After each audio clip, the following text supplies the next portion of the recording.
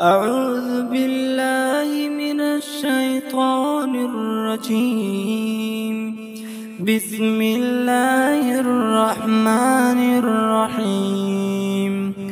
والعاديات ضبحا فالموريات قدحا فالمغيرات سبحا فأثرن به نقعا فوسطن به جمعا إن الإنسان لربه لكنود وإنه على ذلك لشهيد وإنه لحب الخير لشديد أفلا يعلم إذا بعثر ما في القبور وحصل ما في الصدور إن ربهم بهم يومئذ لخبير.